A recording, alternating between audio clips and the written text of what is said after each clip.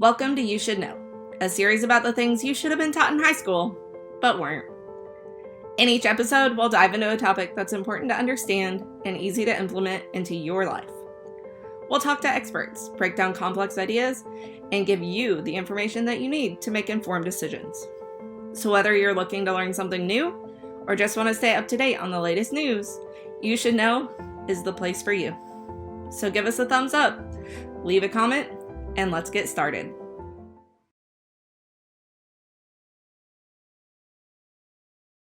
So we're going to get started. I'm Danae Hicks with the Texas A&M AgriLife Extension Service. I service Ellis County's Family Community Health Agent. I asked Payton to join us again today. If y'all remember, she joined us for winter weather preparedness. She's joining us again today to talk about spring and summer weather preparedness. So all the hail, tornadoes, severe thunderstorms, all that fun stuff. So Payton, for those of y'all who weren't here for the winter weather, will you introduce yourself again? Hi, everyone. I am Payton Morris. I am the Disaster Assessment and Recovery Agent, one of many in the state of Texas. And our unit is uniquely situated to where we can provide education on emergency preparedness and mitigation.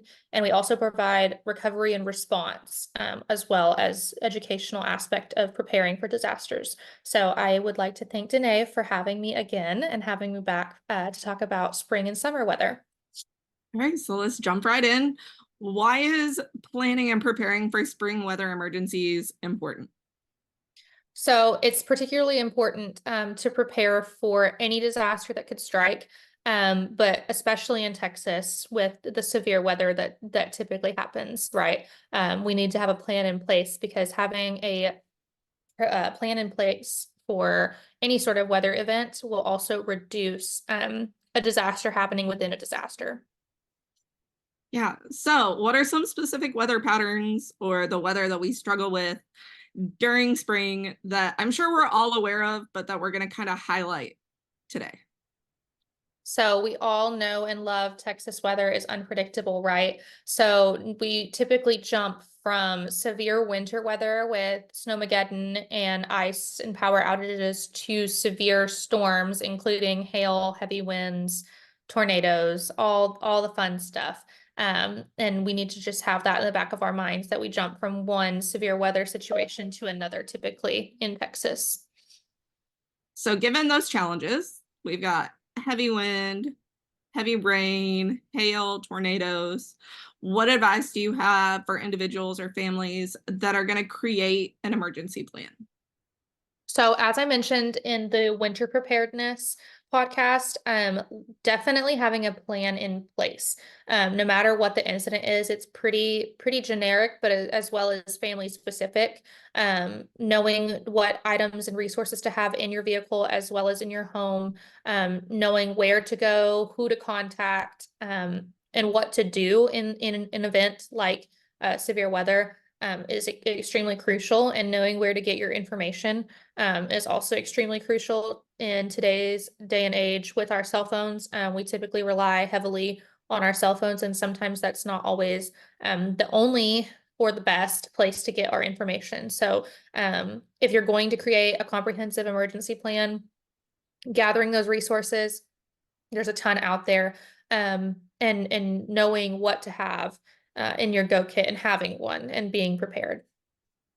So this is something that I don't know that people like realize, but like your comprehensive emergency plan doesn't just have to be like a go bag. Like it can be a binder with like resources or other things like that, right?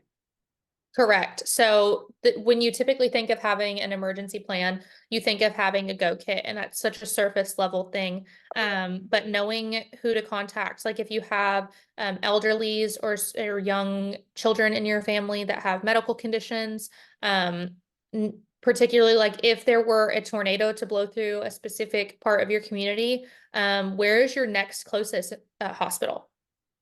Do you know that? Do you know what the response time is, depending on if you're going for a cut or if you're going for a heart attack? Do you know the contact phone numbers? There's so much information, and it can get overwhelming. So starting whenever it's gray sky times, and knowing beforehand will also reduce disasters within disasters.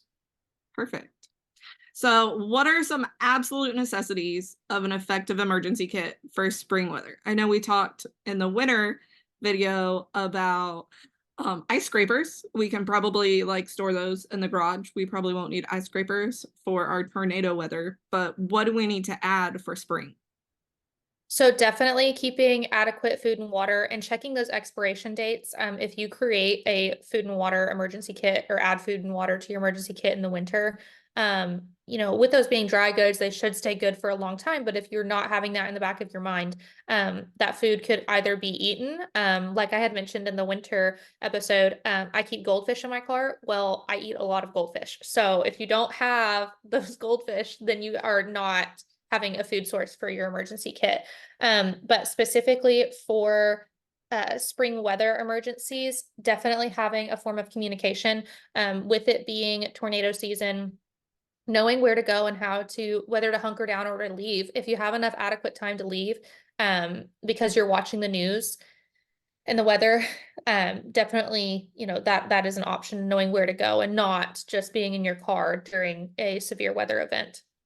So definitely keeping my number one in spring weather emergency go kit would be a weather radio. Okay. You talked about being in your car during severe weather. How do you feel as a professional in emergency preparedness about cars parking in underpasses when there's hail or maybe a tornado or something? Like, what's the best situation if you're on the road and you get caught up in severe weather? What's the best situation? What do we do? So obviously you prefer not to be on the road whenever severe weather is occurring, right? That's, only drive whenever absolutely necessary. Don't just drive to go get your daily coffee at Starbucks. So for sure, try to stay off the roads during a severe weather event. But if you do find yourself, definitely don't park in an underpass. I know that hail damage is not what anybody wants on their vehicle, but park in a ditch rather than swarming an underpass. The currents for tornadoes will actually whip through those underpasses more violently than they would if you were just parked in a ditch. And preferably that never, it doesn't ever come to that, but don't park in an underpass. It's better to have hail damage than to get swept up in a tornado. Yeah, for sure. So, how can communities actively engage in emergency preparedness during the spring weather season? So staying on top of weather patterns, knowing what typically happens in your community, during which time frame. So I know, for instance, where I live, it's pretty much, nail on the head. Every March we have a severe weather incident, and so knowing what to do during those events is definitely something to think about. And also just, community engagement and just knowing what resources your county and community has to offer. Definitely staying on top of that, knowing who to contact, and whatnot is definitely something to stay, in the back of your mind. So we mentioned it in the winter one, and I just want you to like reiterate in this one in case people weren't around for the winter one. Where can we look for resources? Who do we kind of search out, or what's the best way to find those? Two websites to keep bookmarked on all of your devices are going to be the National Weather Service as well as ready.gov. Ready.gov is a great website and a great resource. And it has so many different tabs and topics to delve into about emergency management and preparedness. And then also Red Cross has a lot of helpful resources as well. And I know staying up to date with your community and counties social media pages as well, their emergency management team or unit, or dependent on which county, how many individuals are in that department, but keeping up with that aspect of things just so you're in the know so that you can better prepare. Knowing is crucial.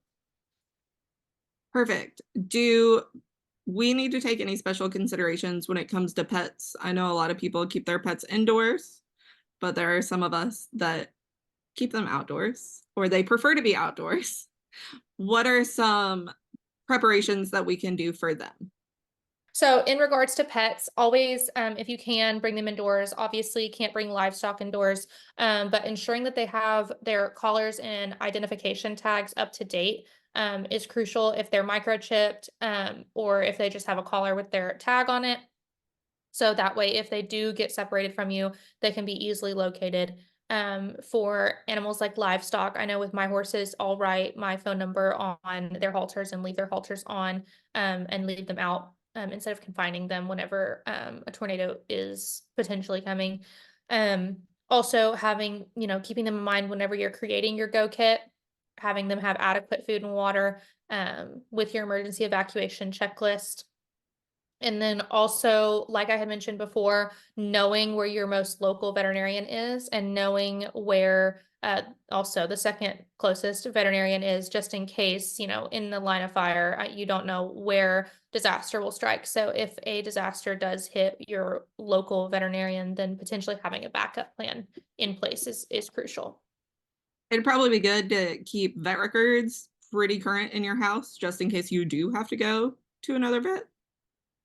Yes, for sure. All sorts of record identification for humans and pets. Just keeping a big binder with necessary. I mean, you can go overboard and include stuff that's not necessary, but making sure that you have all of the correct identification, because you might think that it'll stay in the forefront of your mind, but things change. People are added to families and stuff changes. So knowing all that in one place is definitely helpful. Yeah. So, what is one thing that you wish was more common knowledge when it comes to emergency preparedness?